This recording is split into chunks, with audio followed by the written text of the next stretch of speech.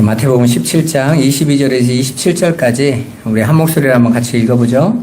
갈릴리에 모일 때에 예수께서 제자들에게 이르시되 인자가 장차 사람들의 손에 넘겨져 죽임을 당하고 제3일에 살아나리라 하시니 제자들이 매우 근심하더라. 가버나움에 이르니 반세겔 받는 자들이 베드로에게 나와 이르되 너의 선생은 반세겔을 내지 아니하느냐? 이르되 내신다 하고 집에 들어가니 예수께서 먼저 이르시되 시몬아 내 생각은 어떠하냐?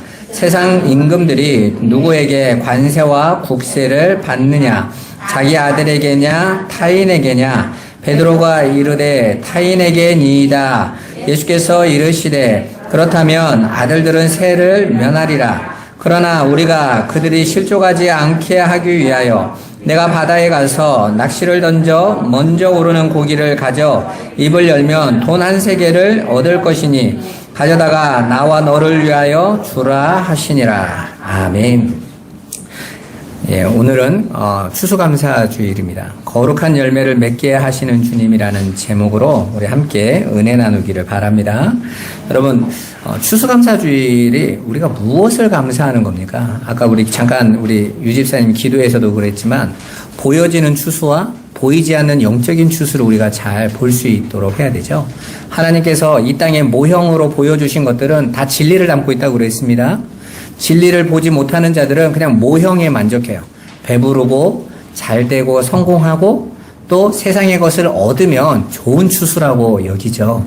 그런데 반대로 그런 것들이 없으면 안 좋은 추수라고 여깁니다. 힘들었다고 여기고 불평하기도 합니다. 하지만 하나님의 백성들은 이 땅에서 항상 추수의 열매를 가진 자들이에요. 여러분 한번 생각해 봐보세요.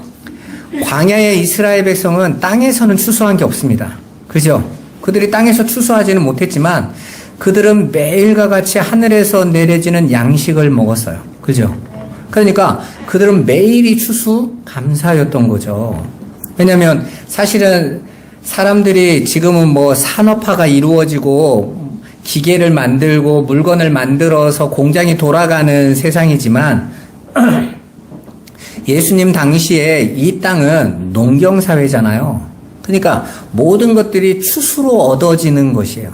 그리고 하나님께서는 그 추수를 통해서 하나님께서 당신의 말씀을 가르쳐 주신다고요? 어떻게 가르쳐 주십니까? 바로 하나님께서 내가 날마다 너희의 양식을 공급한다. 그러니까 하나님의 백성들은 날마다 예수 그리스도의 양식을 먹고 사는 자들이죠. 다른 말로 하면 매일같이 추수하고 있는 거예요. 그런데 예수님께서 말씀하시기를 먹어서 배부른 육신의 양식이 아니라 내가 너희에게 주고자 하는 양식은 하늘의 양식이라고 그랬어요.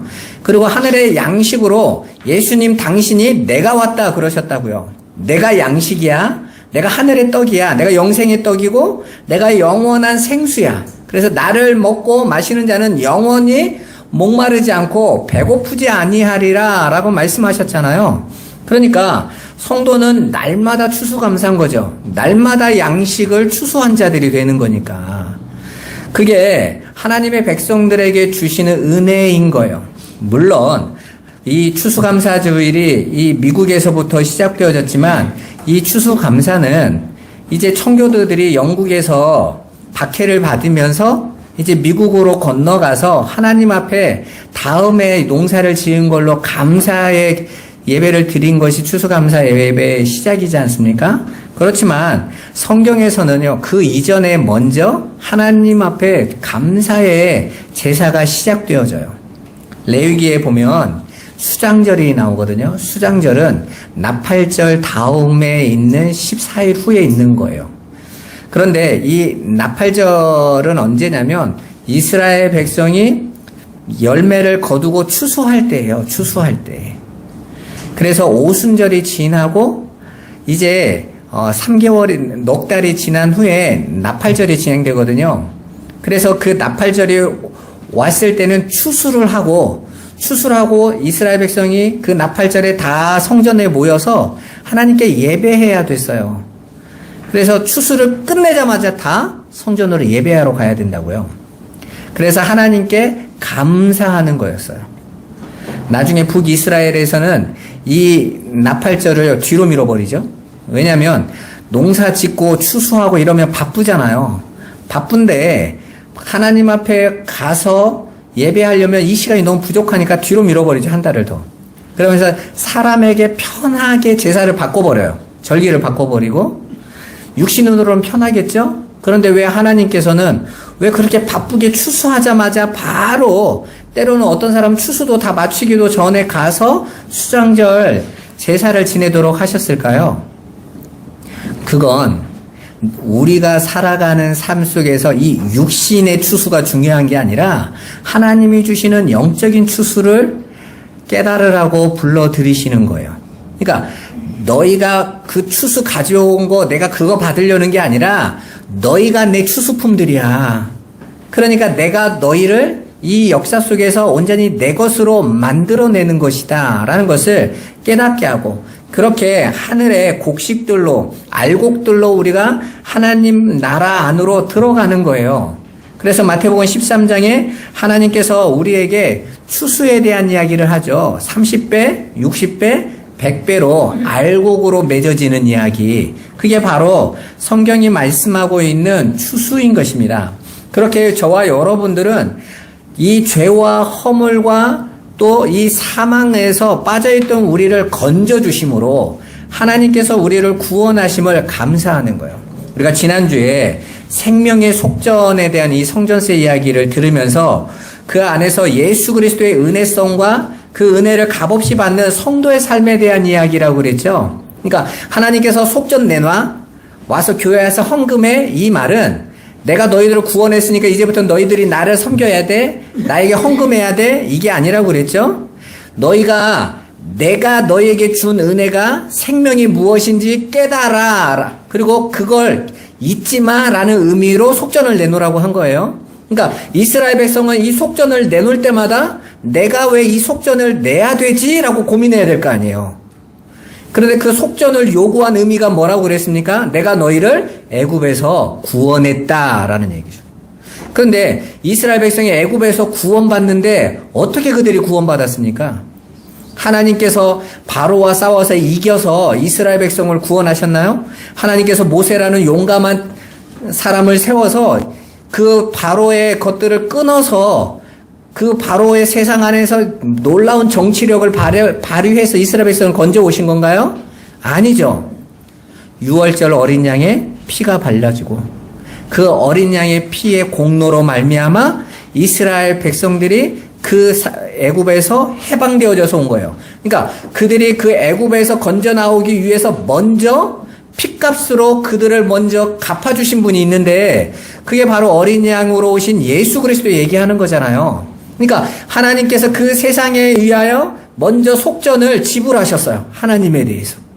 저와 여러분들의 이 죄는 그냥 그래 너한테는 죄 없다고 해줄게로 해결될 문제가 아니라니까요. 하나님도 죄의 싹은 반드시 사망으로 주어지는 거니까 죄의 값은 반드시 사망의 값을 치러야 된단 말이에요. 그런데 저와 여러분들을 사랑하신 하나님께서 육에 묶여있는 저와 여러분들을 사망 죽여버리고 심판해버리면 끝나버리는 거지만, 그렇게 하면 저와 여러분들은 하나님 안으로 들어갈 수가 없으니까 하나님께서 저와 여러분들의 핏값, 죄값을 누구의 것으로 갚아버리세요? 자기 아들로 갚아버리는 거죠. 그게 속전이란 말입니다. 하나님 백성들에게 그 속전을 내놓으라고 말씀하시는 것은 너희가 어떻게 이렇게 구원받았는지를 잊지 말으라는 거죠. 그래서 해마다 내놔라 그러는 거예요. 우리가 교회에서 11조를 드리고 많은 헌금을 내놓으면서 때로는 왜 헌금을 내지 이럴 수 있습니다. 그래서 때로는 세상 사람들이 볼 때는 교회가 돈을 내라고 하는 곳이구나 라고 보일 수 있어요. 그렇지만 정작 중요한 건 교회가 요구하고 있는 헌금 안에는 우리를 구원하신 예수 그리스도의 속전의 의미가 담겨져 있다고요, 이미. 그래서 우리는 그 11조를 드리면서 하나님께서 내게 주신 구원의 의미가 무엇인지, 나를 살리기 위해서 하나님께서 주신 그 생명이 어떠한 것인지를 날마다 기억해야 되는 거예요. 그렇게 우리를 구원하신 예수님께서 이제 지난주에 우리 말씀 속에서 물고기 뱃속에서 한 세겔의 속전을 꺼내셔서 베드로와 자신의 성전세를 내라라는 그 놀라운 기적의 사건을 통해서 하나님께서 일부러 바로 예수님과 베드로가 한 세겔로 묶여버리는, 반세겔의 속전이신 예수님께서 우리를 당신의 속전으로 취하셔서 하나님과 하나로 연합시켜 버리신다고요. 그래서 그 속전은 어디에 드려지는 거예요? 성전에 드려지는 거예요. 우리가 그렇게 하나님의 나라, 성전으로 받쳐질 수 있는 존재가 되는 거죠. 나 혼자로는 안 된단 말입니다. 예수 그리스도께서 우리를 연합하셔서 들어갈 수 있는 거예요. 이게 은혜의 현실인 거예요. 여러분 한번 생각해 봐보세요. 그 당시에, 예수님 당시에는 세겔은 쓰지 않았어요. 그래서 세겔은 성전에서 쓰는 돈이었다고요. 성전에 그 반세겔을 내라고 했기 때문에 성전에서만 그 세겔을 내서 그걸로 성전세를 내는 세금이었어요. 그래서 사람들이 밖에서 와서 성전 앞에 가면 돈 바꾸는 사람이 있었다고 그랬죠. 그게 뭘로 바꿔주냐면 세겔로 바꿔주는 사람이에요. 왜? 성전은 세는 항상 반세겔로 내야 되니까. 그런데 이 반세겔 값이 성전 안에서 되게 비쌌다고요. 한 반세겔이 노동자의 이틀 일당이었어요. 2데나리온이었어요. 그리고 한 세겔이 그러면 4데나리온이어야 될 거 아니에요. 근데 놀라운 게 뭐냐면 유통되지 않는 화폐가 지금 물고기 뱃속에 있는 거예요.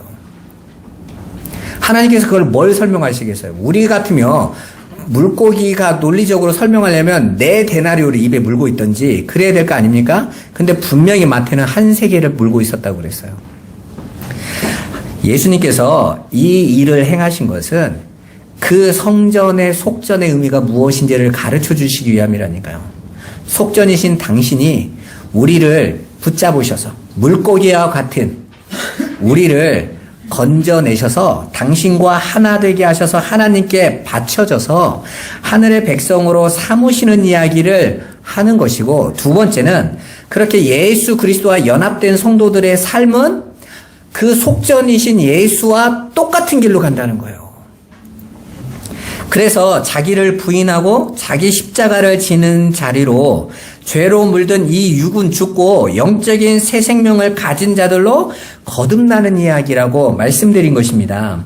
이처럼 영생은 우리 인간의 노력이나 공로, 자격에 의해 주어지는 것이 아니라 하나님의 은혜로 택한 백성들에게 값없이 주어지는 선물인 거예요. 이게 우리가 지난주에 함께 나눴던 말씀입니다. 그런데 오늘 저와 여러분이 함께 두 번째로 나눠야 될 건 뭐냐면, 우리를 그냥 구원만 하시는 것이 아니라 그 구원을 이루심이 하나님의 백성으로 온전히 거룩하고 흠없게 만드심까지라는 거예요. 그러니까 우리가 예수에게 하나로 묶여있다라는 것은 그냥 예수 믿고 천국 간다가 아니라 예수와 같이 온전히 하나님만을 의지하고 하나님만을 바라보는 자로 거룩한 삶으로 묶여지게 된다라는 거예요. 그리스도 예수 안에서 이제 우리가 이 세상의 삶이 우리를 거룩하고 또 구별되도록 우리를 지키시고 인도하심에 대한 그것조차도 하나님의 은혜로 완성된다라는 거예요. 여러분, 우리가 예수를 믿고 나서 신앙생활을 하다 보면 이런 생각이 들 거예요. 나는 예수 믿는데 왜 바뀌지를 않지? 그리고 내 행동과 내 삶과 내 인격과 내 것들이 왜 이렇게 안 바뀌지? 이런 갈등을 할 때가 있죠. 그래서 나는 구원받지 못한 것 같고 나는 하나님 앞에서 제대로 뭔가가 안 되는 것 같아. 이렇게 낙심할 때 있지 않습니까? 그런데 잘 아셔야 되는 부분이 있어요. 그것까지도 하나님이 계획하세요. 점점 이렇게 노력해서 마치 초등학교 1학년, 2학년처럼 이렇게 자라가는 게 아니에요. 성도의 삶은 예수의 삶 안에서, 당신의 시간표 안에서 하나님이 하늘의 것을 의지하도록 만들어내신다고요. 그 원리를 저와 여러분들이 아셔야 돼요. 자, 봐보세요. 하나님이 우리를 왜 부르셨습니까? 데살로니가전서 4장 3절 한번 같이 읽어보겠습니다. 하나님의 뜻은 이것이니 너희의 거룩함이라. 아멘. 자, 봐보세요. 하나님께서 우리를 구원하셨어요. 구원하신 하나님은 우리를 어떻게 하세요? 거룩해 하세요. 거룩해 하세요. 여러분, 우리 구원받은 성도들을 향해서 왜 교회라고 부르죠? 교회가 담고 있는 의미는 무엇입니까? 교회라는 의미 자체가 이 세상 밖으로 불려 나온 자들이란 뜻이에요. 에클레시아. 밖으로 불러낸 자들. 근데 어디 밖이에요? 구약에서는 애굽 밖, 바벨론 밖으로 끌어내시죠? 이제 하나님의 백성들은 이제 이 세상이라는 이 세상의 바벨론 밖으로 하나님이 불러내셨다. 이렇게 말씀하세요. 그러니까 교회는 곧 이 세상에 속한 곳이 아닌 거예요. 하나님 나라에 속했다란 말입니다. 그래서 우리는 이 세상 속에서 하늘에 속한 자들로서 하늘의 것을 추구하는 자가 되어야 하는 거예요. 저는 솔직히 이슬람이 잘 이해가 안 되거든요. 나는 이슬람을 따라가는 여자분들이 제일 이해가 안 돼요. 우리나라 분들도 이슬람 믿겠다고 하는 여자분들이 있잖아요. 난 그분들이 제일 이해가 안 가요. 이슬람이 제일 힘들게 하는 게 여자한테 힘들게 하는 거예요. 왜요? 여자는 하와처럼 죄인이라고 해가지고 여자에 대한 폭력과 어떤 행동도 다 정당화돼요. 심지어 여자는 이란이나 더 심지어는 저기 뭐 아프가니스탄 같은 경우는 눈 하나씩 그것도 눈도 제대로 눈도 아니고 이게 모기장 친 거 이게 써가지고 온몸 손부터 발가락까지 드러나면 안 된다고 그냥 새카만 걸로 뒤집어 씌우잖아요, 여러분. 그게 이해가 안 가는 거. 거기다가 남자는 여자를 넷이나 얻어도 돼. 자기들이 하고 싶은 대로 해, 남자들이. 부엌도 안 들어가. 일도 안 해. 그 어떤 동영상에서는 이게 있더라고요. 아버지가 한 번은 이제 친구들을 데려와서 집에 초청을 한 거예요. 그러니까 아들들이 엄마가 그 남자 손님들 왔으니까 막 요리하느라고 정신 없을 거 아닙니까? 근데 아들들이 이렇게 음식을 갖다 주다가 막내 아들이 화가 난 것 같아요. 탁 놓으면서 왜 왔냐고. 그러니까 이제 애가 어린 거죠. 유치원생 정도 되는데. 그래, 아빠가 당황해가지고 왜 그래? 그랬더니 아빠가 데려온 친구 때문에 엄마가 오늘 하루 종일 일하고 있지 않냐면서 그러면서 빨리 가라고 막 소리를 지르게 유튜브에 찍혔어요. 그냥 귀엽다고 웃겠죠. 근데 삶이 그래요. 그런데 그 삶을 살아가는 게 우리는 이해가 안 가잖아요. 근데 그들은 괜찮다고 여겨요. 왜요? 그들은 이슬람이라는 그 경전 안에서 요구하는 삶으로 사는 걸 당연하게 여기고 있다는 것이죠. 그래서 그들은 그게 갈등이 안 되는 거예요. 근데 밖에서 보고 있는 우리는 왜 저렇게 살지? 이렇게 느껴지잖아요. 마찬가지로 하나님의 백성들이 우리가 살아가는 삶이 그 하늘의 것, 아버지 것을 따라가는 데 있어서 그건 부끄러운 게 아니라니까요. 그런데 마치 기독교 성도들은요, 그 세상과 발맞추지 못하며 부끄럽고 모자란 삶이라고 자꾸 생각을 해요. 그래서 자꾸 세상의 삶을 교회 안으로 끌고 들어와서 교회가 세상 앞에서 인정받아야 된다고 자꾸 그러는 거예요. 여러분, 이슬람이 세상에 인정받으려고 사나요? 안 그럽니다, 여러분. 하나님의 백성은 하나님의 뜻이 무엇인지를 알아가고 그분의 뜻을 따라가는 거예요. 그게 거룩인 것입니다. 그냥 성품 좀 깨끗하게 하고 내 삶 좀 주변 깨끗하게 정리하는 게 거룩이 아니란 말입니다. 히브리어 사람들에게 있어서 거룩은요, 구별되는 거예요. 세상의 것과 구별되는 거예요. 내 삶이 구별된 삶을 살라는 말도 있지만 그보다 더 중요한 건 네가 하나님의 백성이니 거룩해라 그러는 거예요. 그러면 하나님 백성들의 거룩은 뭡니까? 하나님이 요구하시는 것이 무엇인지 알고 그것을 따라가는 것이죠. 그걸. 자, 그렇다면 하늘의 것을 추구하는 것은 어떤 것일까요? 먼저 한번 생각해 보세요. 여러분, 천지가 창조되기 전에, 이 땅이 창조되기 전에는 뭐가 있었습니까? 아무것도 없었던 게 아니에요. 하나님이 계셨잖아요. 그럼 하나님이 계셨으면 어떤 나라가 있었을까요? 하나님 나라가 있었겠죠. 그죠? 그런데 하나님께서 원래 있었던 그 하나님 나라는 삼위 하나님의 충만한 거룩과 기쁨과 안식이 머물던 나라였어요. 그리고 지금 하나님께서 창조하신 지금 우리가 사는 이 세상은 결국은 끝날에 모두 불타 없어져 버릴 겁니다. 왜냐하면 하나님이 어떤 목적과 의도를 가지고 잠깐 만들어 놓은 훈련장이니까요. 그러면 이 세상이 다 끝난 후에는 뭐가 남을까요? 여전히 하나님 나라만 남겠죠. 그죠? 그런데 그 안에 구성원이 달라요. 창세 전에 하나님 나라에는 삼위 하나님으로만 충만한 나라였다면 이제 이 역사가 지나가고 그리고 완성된 그 하나님 나라에는 그 삼위 하나님 안에 누가 하나가 더 들어가 있어요? 교회가 들어가 있단 말이에요.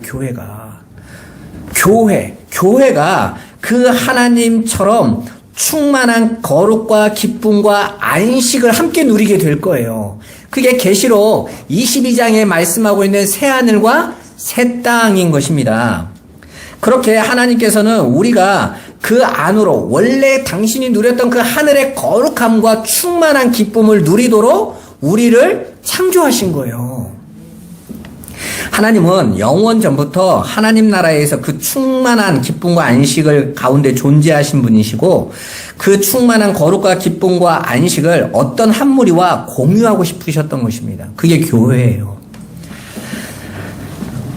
창조주 되신 하나님께서 이 시간과 공간에 제한이 없는 어떤 일을 작정하셨다면 그것은 곧 즉시 이루어지는 거죠. 시간이 없으면 그분이 계획하신 건 이미 실현되는 거잖아요. 시간이라는 것은 과정을 나타내는 것이라면 가운데 시간이 빠져버리면 생각하면 완성되는 거죠. 여러분은 이해가 잘 안 되죠? 근데 우리가 창조에 대한 이 생각도 그렇게 하셔야 된단 말입니다. 하나님이 천지를 창조하셨다 할 때는 이 세상에 시간에 묶여있는 사람들은 창조하려면 땅도 만들고 이것저것 만들려면 어떻게 하루 만에 끝나. 10,000년, 20,000년 이렇게 과학적으로 설명하겠다고 하는데 그게 아니라 하나님이 천지를 창조하실 때는 시간이 없음 속에서 창조된 나라잖아요. 당신의 뜻을 설명하려고. 그걸 하루도 우리가 생각하는 이 24시간의 하루가 아니에요. 히브리어에서 하루라는 그 단어는 날이라는 단어예요. 날. 그냥 요음이거든요. 근데 그 날이라는 단어는요, 낮이라는 단어이기도 해요. 그러니까 빛이 주어지는 것이 날이에요. 원래 아무것도 없는 곳에 하나님의 말씀이 등장할 때 날이 시작되는 거라고요. 그렇게 하나님이 당신을 드러내시는 것이 날이고 그렇게 하루, 이틀, 3일, 4일, 5일, 6이라는 숫자로 당신을 드러내고 나타나시면 세상이 6의 시간이 되는 거고 마지막에 하나님께서 다 이루었다, 나를 다 알려줬어 하면 7로 완성되는 거란 말입니다.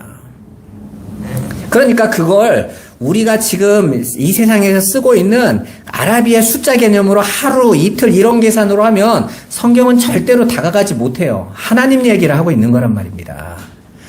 하나님은 이 역사가 24시간이냐 이런 걸 가르쳐 주려는 게 아니에요. 왜요? 어차피 금방 없어질 건데 뭘 이 세상을 가르쳐 줘요. 하나님 당신을 가르쳐 주려고 하는 거지. 그래서 당신 안에 있는 그 거룩하심과 그 안식과 기쁨을 우리가 무엇인지 깨달아서 그 하나님만으로만 즐거워하는 자로 만들어내시는 거예요. 그런데 한번 생각해 보세요. 하나님은 분명히 능력이 있으세요. 그렇다면 하나님은 그냥 당신의 백성을 한 번에 완성하시면 되는 거 아닙니까? 그래서 그 나라에 그냥 거하게 하시면 되는 거잖아요. 왜 여러분과 제가 생각할 때는 귀찮게 세상을 창조하시고 시간을 만드시고 왜 역사를 경륜해 가시고 우리 인생에 이렇게 답답함을 다 쳐다보고 가시냐고요, 여러분. 그냥 집안에 컴퓨터 같이 딱 놓고 부팅하면 딱 움직이면 만들면 되는 거 아니에요? 왜 하나님은 당신의 백성들에게 굳이 자유의지를 주셔서 선악도 선택할 수 있고 자신의 인생을 자기가 원하는 대로 살아갈 수 있도록 그 모든 것들을 다 주셔서 이 광야의 인생을 지나도록 하시냔 말입니다. 어차피 결국에 목적지는 하나님의 나라인데 왜 이 찰나의 순간에 불과한 이 광야를 꼭 지나게 하게 만드냐는 거예요. 이런 고민들은 많이 해보지 않으셨습니까? 오늘 거기에 대한 답이 뭐라고요? 우리의 거룩을 위해서. 우리를 거룩을 배워야 하기 때문이라는 거예요. 이 땅에서 하나님의 백성들은 하나님의 백성다움을 배우고 가야만 하는 것입니다. 그러니까 하나님이 자유의지를 주셔서 네가 원하는 걸 먹어보고 마셔보고 살아보고 네가 욕구대로 해봐. 그런데 그 자유의지가 하나님의 백성들에게는 뭘로 나타나냐면 해보고 맛보고 살아봤더니 이건 아니네요. 하나님만이 나의 주인인 게 맞네요. 라는 것을 배우라는 거죠. 여러분 부모님들이 자식들이 중학교, 고등학교 때 워낙 말 안 들으면 집 나가 그러잖아요. 부모님들의 기대는 뭐겠어요? 집 나가서 좀 개고생 좀 해봐라. 그리고 해보고 나서 뭐 하라는 거예요? 다시 돌아와서 네가 엄마 말 듣고 집에서 해주는 따뜻한 밥 먹고 부모의 품 안에서 부모의 뜻에 순종하면서 살아가는 것이 제일 행복한 삶이야 라는 거 배우라는 거잖아요, 여러분. 하나님이 탕자에게 재산을 절반을 주셔서 보내신 이유도 그거라는 거죠. 그 세상에서 한번 멋지게 너를 펼쳐봐라가 아니라 그게 아니라는 걸 깨달으라는 거죠. 그래서 탕자처럼 아버지, 내가 아버지의 종이 되더라도 아버지와 함께하는 게 맞는 거네요 하고 가는 거예요. 그게 거룩인 것입니다. 하나님을 그 세상으로 끌어당겨서 내가 원하는 것을 세상에 미룩하고 만들어내는 것이 아니란 말이에요. 그래서 교회들이 이 땅에서의 유일한 해야 할 일은 자신들의 거룩을 이루어가는 거예요. 그러니까 하나님의 백성들이 이 땅에서 구원받은 성도들이 정말 해야 될 것은 나의 거룩인 것입니다. 최초에 사람이 아담과 하와가 알몸으로 시작한 이유가 그들이 의의 흰옷을 입은 하나님의 백성으로 완성하시기 위해 하나님께서 알몸으로 보내신 거예요. 그냥 알몸으로 평생 살아라 이게 아니라요. 지금도 저 아마존 밀림에 있는 원주민들이 딱 나뭇잎으로 옷에 입는 수준으로 옷 입고 살잖아요. 우리가 볼 때는 부끄럽죠. 제가 고등학교 때인가 그 아마존에 그 다큐가 한번 나온 적이 있는데 다 모자이크 처리를 해놨어. 왜? 벌거벗고 있으니까. 그냥 우리가 볼 때에는 그 가슴 다 드러내는 여자가 안에 그 생식기 다 보이는 남자들이 이상한 거예요. 근데 자기들끼리는 나뭇잎으로 몇 개 해놓고 다 보이는데 안 창피한 거야. 왜요? 자기들은 가렸다. 그걸로 가렸다고 인정해 주는 것이.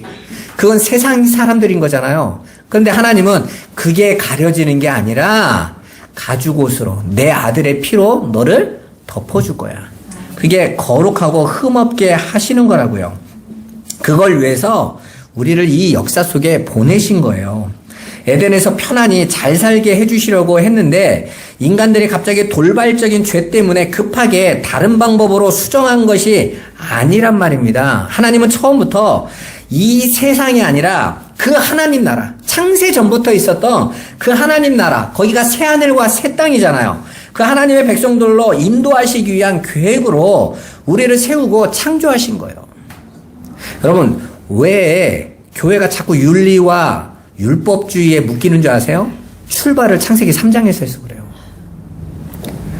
우리가 창세기 3장에 선악과만 안 따먹었다면 우리의 삶이 이렇게 안 됐을 거라고 우리는 자꾸 생각을 해서 창세기 3장 이전에 아담과 하와의 상태로 돌아가는 걸 구원이라고 여기는데 천만의 말씀입니다. 그거 구원 아니에요, 여러분. 하나님은 창세기 1장, 아니 창세 전부터 당신이 뜻하고 계획하셨다고요. 어떻게 해요? 아들로 말미암아 우리를 구원하시기로. 그러면요, 아들로 만약 예수 그리스도로 말미암아 우리를 구원하시기 위해서는, 그 피로 우리를 구원하시기 위해서는 그분이 반드시 죄의 값으로 피를 흘려야만 되는데 선악과 안 따먹으면 피를 어떻게 흘려요?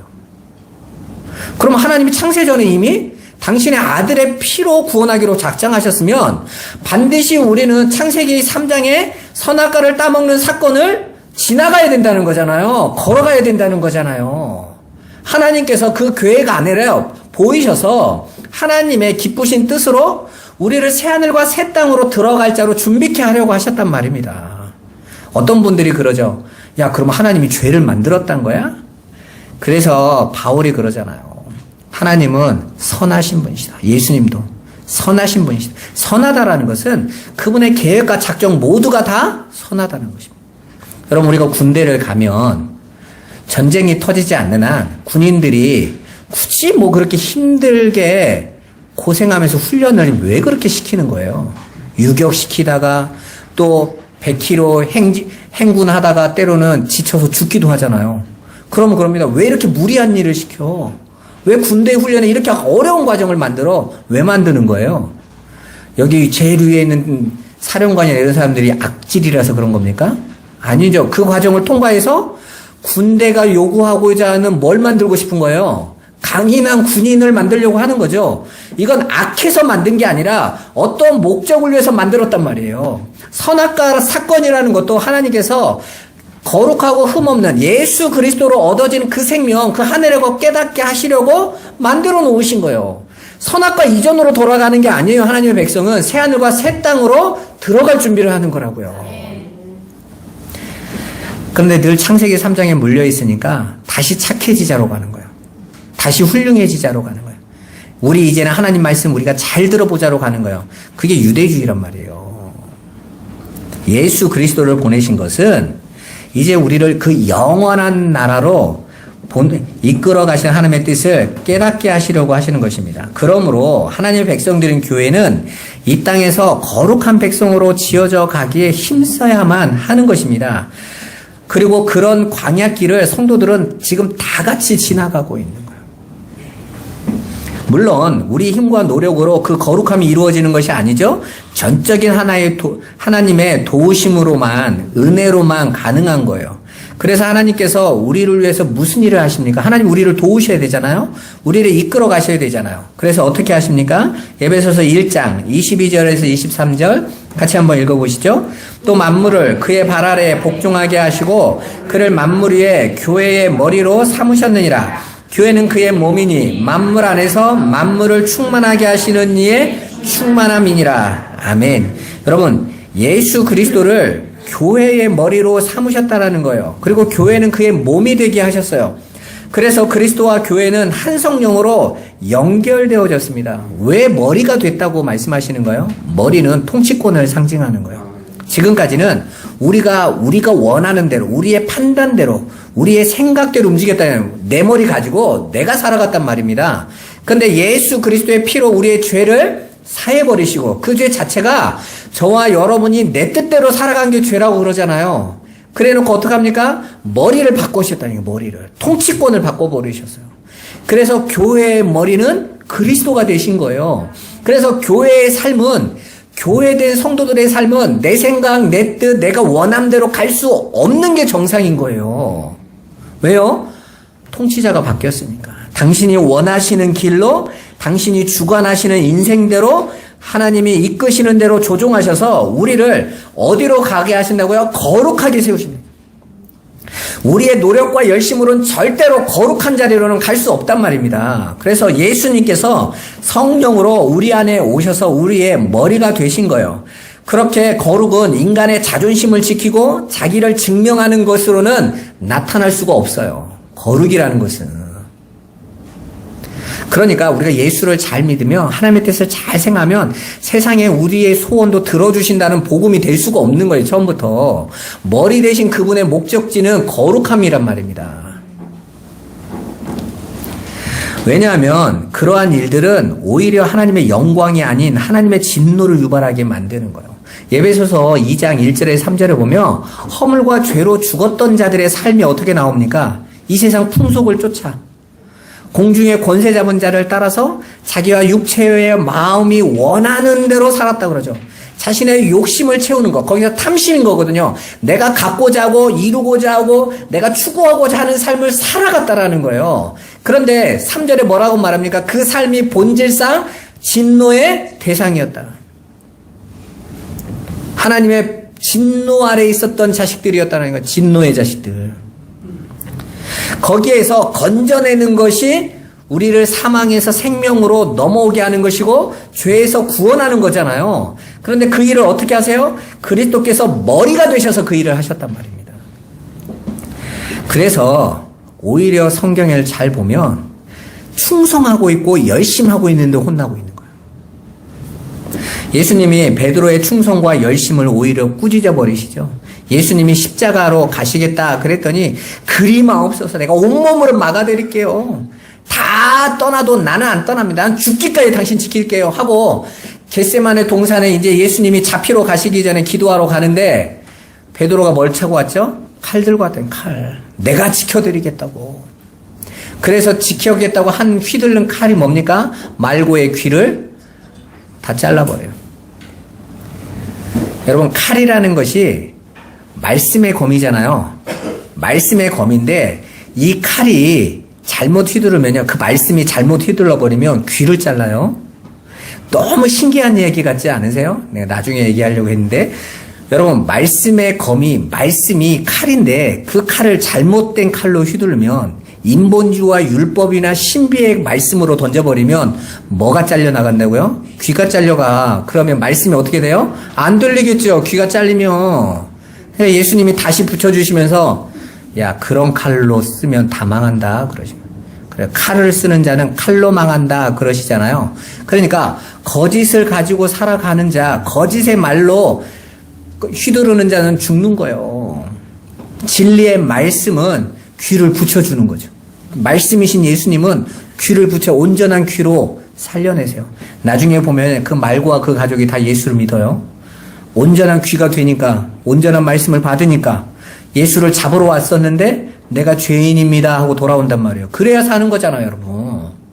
예수님은 그걸 위해서 오셨고, 그런데 엉뚱한 충성과 열심은 오히려 그렇게 예수님이 베드로를 꾸짖으시죠. 사탄아, 내 뒤로 물러가라 그러시죠. 뿐만 아니라 유대인의 율법 지킴의 열심과 충성을 오히려 마귀 자식들의 소행이라고 저주하셨단 말입니다.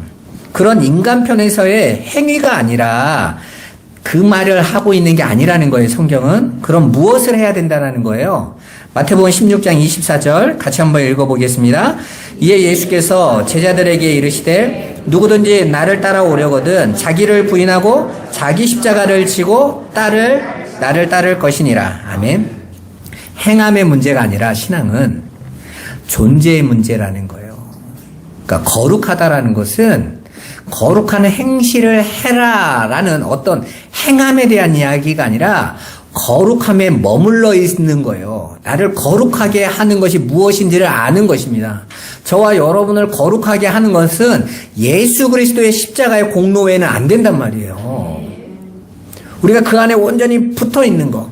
너희가 나는 포도나무여 너희는 가지니 내 안에 붙어 있는 자마다 열매를 맺고, 그러니까 그들이 열매가 되는 거라니까요. 붙어 있기만 하면 존재됨.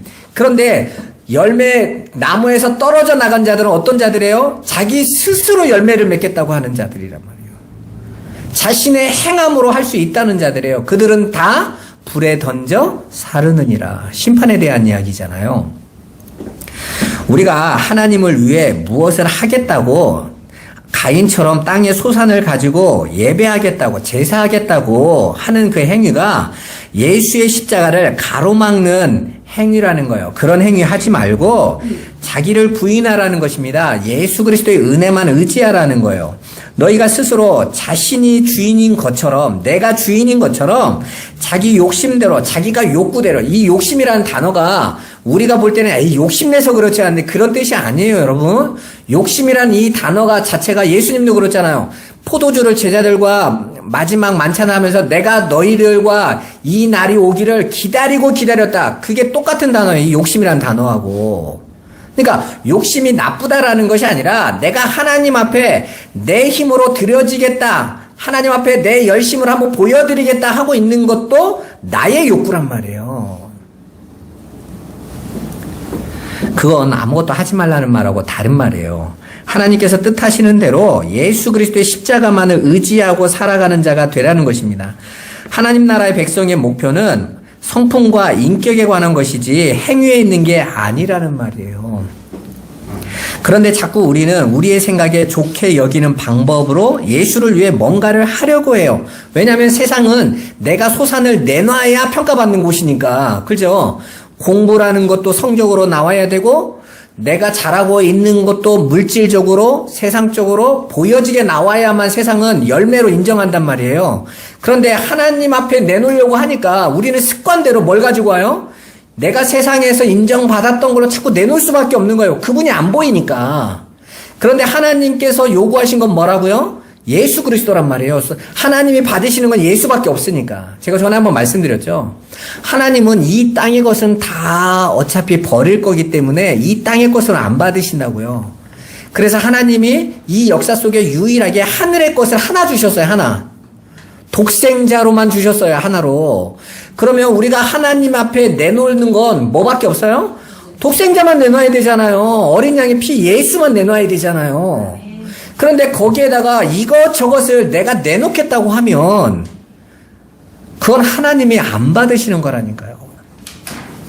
저와 여러분들은 그 예수가 아니면 안 된다라는 것을 알아가는 거예요. 그런데 자꾸 우리는 우리의 생각에 좋게 여기는 방법으로 자꾸 뭔가를 내놓겠다는 거예요. 그게 유대주의고 그게 베드로였단 말입니다. 성도는 예수님을 도와 무엇을 해야 하는 자들이 아니에요. 우리는 이 땅에서 무슨 업적을 쌓는 게 아닙니다. 우리는 이 땅에서 거룩함을 이루어가는 거예요. 예수 그리스도의 은혜만 더욱더 붙잡는 자로 가는 겁니다. 마태복음 17장 21절 한번 읽어보겠습니다. 나더러 주여 주여 하는 자마다 다 천국에 들어갈 것이 아니요 다만 하늘에 계신 내 아버지의 뜻대로 행하는 자라야 들어가리라. 아멘. 강단에서 이 내 아버지의 뜻대로 행해야 된다라는 걸로 성도들을 얼마나 귀를 잘라내는지 몰라요.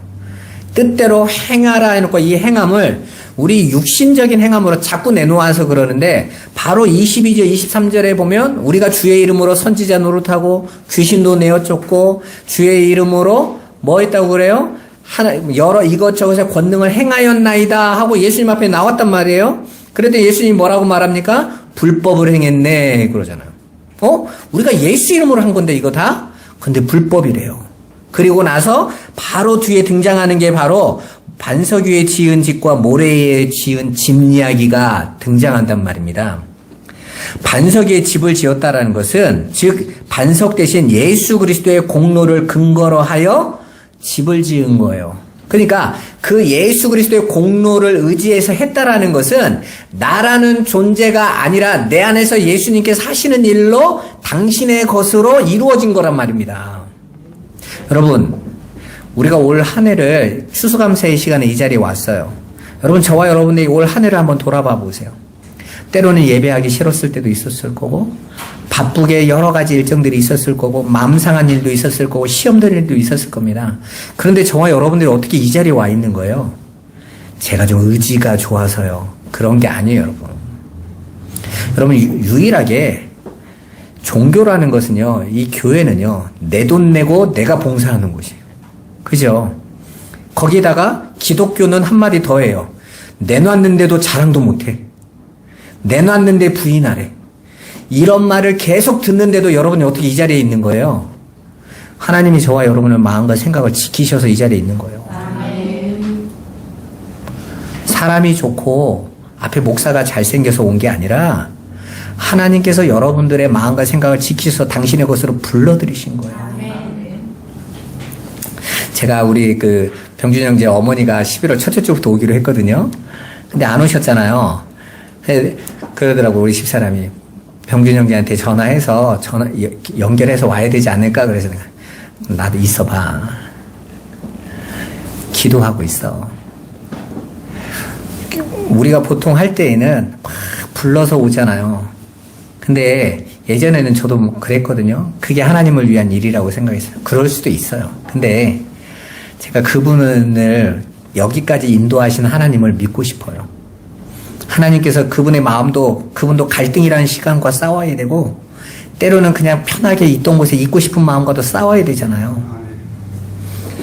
여기서 열심히 새벽마다 기도해요. 하나님, 정말 당신이 택한 백성이라면 그 안에서도 내 백성 내가 하나도 잃어버리지 않고 보존하시는 예수의 능력이 그에게도 임하게 하옵소서. 아니, 또 거기에서 또 진리의 말씀이 들을 수 있는 곳이라면 하나님의 뜻대로 해주세요 하고 기다리고 있는 거죠. 그러니까 그분이 오는 것보다도 저는 이 안에서 내 싸움을 하고 있는 거예요. 나도 우리 교회에 성도 하나가 더 오면 더 좋겠고, 우리 이 자리가 꽉 찼으면 좋겠고, 우리 다 그런 거 아닙니까? 그런데 그거 말고 하나님께서 이곳에서 어떻게 일하시는가를 보는 것을 기다리는 시간이 힘든 거예요. 그런데 제 안에 확신이 있어요. 저와 여러분은 올 한 해 어떻게 직장과 삶과 세상과 모든 갈등과 그 어려운 위기를 다 겪으면서도 어떻게 이 자리에 하나님이 지키고 오게 하셨냐고요. 붙잡아 주셔서. 우리는 그걸 믿는 거예요. 그걸 감사하는 것입니다. 그래서 우리가 그 하나님 나라에 도착해서 다들 고백하는 거죠. 제가 어떻게 여기까지 왔을까요? 모든 것이 주님의 은혜입니다. 고린도전서 15장 10절에 그래서 바울이 그렇게 고백하죠. 나의 나 된 것은 하나님의 은혜로 된 것이라. 내가 열심히 한 게 아니라 하나님의 은혜로 된 것이야.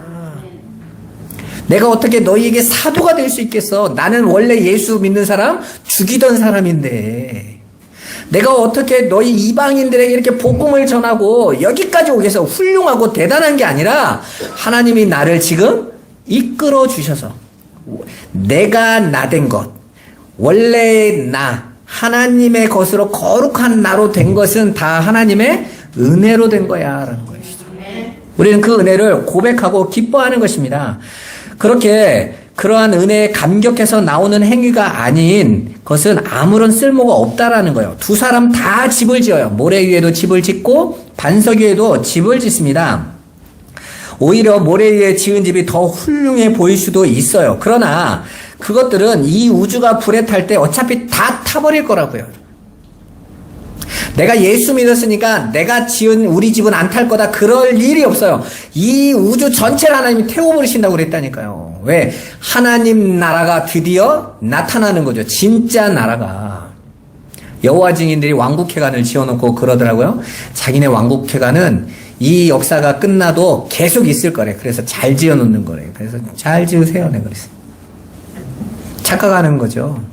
어떤 목사님 또 성도들한테 그러더라고요. 성전은 불에 안 탄다면서 교회를 막 삐까뻔쩍하게 지으면서 이 성전은 영원할 거기 때문에 왜 하나님 집이니까 누가 그런 말을 했어요. 이스라엘 성전도 다 무너지는데 그죠? 아니 하나님 내가 영원히 내 초소 삼겠다고 하는 건물도 무너뜨려 버리는데 그 건물은 그냥 모델 하우스에 불과한 건데 아니 이 세상에서 여전히 그걸 추구하고 있는 사람들이 있다고요. 그리고 거기에 대해서 막 목숨을 바쳐. 왜? 이거 안 무너진다니까. 그럴 일은 없는 거예요. 우리가 똑같은 행위를 하면서도 어디서 근거하여 나온 행위냐에 따라 그 결과는 극과 극으로 다 갈려버립니다. 예수 그리스도께서 내 안에 계셔서 반석 위에 우리를 세우시며 우리는 끊임없이 어디로 가요? 내가 지었습니다가 아니라 내가 부인된다고요. 내가 아니라 아버지께서 하나님이 당신의 기뻐하신 대로 어떻게 내가 이렇게 왔는지 나도 잘 모르겠어요. 하나님이 인도하심이에요. 하나님만이 영광 받으세요 하고 들어가는 거예요. 그렇게 우리를 어떻게 그렇게 해야 되는지 보여주는 게 바로 빌립보서 2장 5절에서 8절입니다. 같이 한번 읽어보겠습니다. 너희 안에 이 마음을 품으라. 곧 그리스도 예수의 마음이니 그는 근본 하나님의 본체시나 하나님과 동등됨을 취할 것으로 여기지 아니하시고 오히려 자기를 비워 종의 형체를 가지사 사람들과 같이 되셨고 사람의 모양으로 나타나사 자기를 낮추시고 죽기까지 복종하셨으니 곧 십자가에 죽으심이라. 아멘. 예, 여러분 봐보세요. 지금 그 반석에 집을 짓는 삶을 이야기하면서 바울이 무슨 예를 드냐면 너희가 어떤 일을 할 때에 그리스도 예수의 마음으로 하라라고 권면하고 있어요. 근데 그 그리스도 예수님은 어떤 분이세요? 하나님과 동등됨을 가지신 힘과 능력으로 완전하신 분이세요. 그런데 정작 그분이 하나님 앞에서 어떻게 하십니까? 자기를 비워 종의 자리로 입으시고 자기를 낮추시고 복종하사 그 하나님 앞에 죽기까지 당신의 뜻이 이루어드리도록 내어놓는 거, 그게 예수님이 하신 거잖아요. 마찬가지로 우리가 앞에서 이 빌립보서 2장 5절부터 봤지만 앞에 있는 9절에서 너희가 주 안에서 사랑하고 긍휼을 베풀고 권면하고 교제하고 자비를 베풀어라 할 때 어떻게 하냐면 그리스도 예수의 마음으로 해. 어떻게 해요? 비우래요. 아니 남에게 사랑을 베풀려면 뭔가 내가 충만해야 하는 거잖아요. 근데 비우래요. 너는 비우고 너는 낮추고 너는 부정하고 너는 부인하고 그리고 너 안에서 누가 일하게 하라는 거예요? 하나님이 일하게 하시래요. 그래서 말씀과 기도가 중요해요. 그냥 하나님 내 안에서 일하세요. 안 돼요, 여러분. 우리가 하나님의 그 말씀 안에서 그리스도의 비밀을 알고 하나님 정말 그리스도께서 내 안에 주인 되셔서 하시기를 원합니다 하고 그분을 바라보고 그분을 나갈 때 그분이 내 안에서 일하시는 거예요. 그분이 내게 할 마음도 주시고 기쁨도 주시고 그렇게 주 안에서 일한 자들은요 시험이 없어요. 왜? 내가 한 것도 아니고 하나님이 하신 그 일이니까요. 제가 전에 보니까 어떤 그 아기 병동에서 이렇게 그냥 사람들이 봉사하는 일 하는 분들 있잖아요. 근데 어떤 한 아이가 병원에 왔는데 이 아이가 이 몸이 완전히 엉망이 된 아이, 그리고 아주 그냥 날마다 수술받고 해야 될 장애를 가지고 있는 아이. 그래서 부모가 버렸어요. 근데 그 아이가 병원에 와서 일단은 수술을 해야 되는데 보호자도 없고, 그러니까 그냥 한 번은 수술이 어떻게 되고 이제 돌보는데, 돌보던 이 사람의 마음에 아이를 사랑하는 마음이 확 들어온 거예요. 근데 이 아주머니는 아주 돈이 많은 사람이에요. 그냥 봉사 좀 유익한 삶을 살려고 했는데 이 아이를 향한 사랑이 자기에게서 불릴 듯이 일어난 거예요. 이 아이를 포기할 수 없겠는 거예요. 가서 가족에게 이야기합니다. 이런 아이가 있는데 이 갓난 아이가 버려졌다. 근데 이 아이는 평생 병을 들고 살아가야 되는데 난 이 아이를 포기 못하겠어. 근데 가족에게 동일한 마음이 생겼어. 자기 가족으로 입양을 합니다. 그리고 온 가족이요, 그 아이의 병고침과 치료와 날마다 거의 1년에 거의 대부분을 다 병원에 가가지고 무균실 들어서 돈이 다 엄청나게 들어가는데 그 아이 하나를 위해서 온 가족이 살아가요. 아빠도 돈을 벌고 자식들도 다 하는데 그 하나를 살리기 위해서 온 몸이요. 이 아주머니가 그 아이를 입양한 다음부터는 옷 한 번도 산 적이 없대. 신발 하나도 다 헐거워진 거. 그래서 기자가 이상하잖아요. 왜 그렇게 사냐고. 저 아이 내 자식도 아니고 놔두고 그냥 내 삶 살면 얼마든지 풍요로고 즐겁게 살아야 되는데, 근데 그 가족이 뭐라고 한 줄 아세요? 지금이 제일 행복해요. 그 많은 돈을 가지고 살았을 때도 늘 공허하고 내가 왜 살아가는지 늘. 그런데 지금은 이 아이가, 우리가 이 아이를 살리고 있는 게 아니라 저 아이가 우리를 살리고 있다. 살아갈 이유를 주고, 그리고 하루를 볼 때 감사하게 하고, 그 얼굴에 미소 한 번만 봐도 모든 무겁고 힘든 것이 싹 지워진다는 거예요. 그 위에 언니 오빠들도 이 아이를 위해서 열심히 일하고, 아버지도 열심히 일하면서 내가 쉴 수가 없어요. 그런데 기뻐요. 여러분, 저와 여러분들이 이 땅을 살아가고 누군가를 사랑하고 누군가에게 자비를 베풀고 누군가를 권면하고 헌신하는데, 내가 아닌 내 안에 계신 예수의 사랑 안에서 그 생명을 보게 되어지면요, 지치지 않아요. 기쁜 겁니다. 무시당하고 조롱받는 것 같아도 아니에요, 여러분. 내 것을 다 쓰는데도 왜 예수 믿는 사람들이 행복합니까? 왜 선교사로 가신 분들이 햄 선교회나 이런 데 가시면 자기 재산 다 팔아서 나눠주고 갑니까? 생명에 대한 거예요.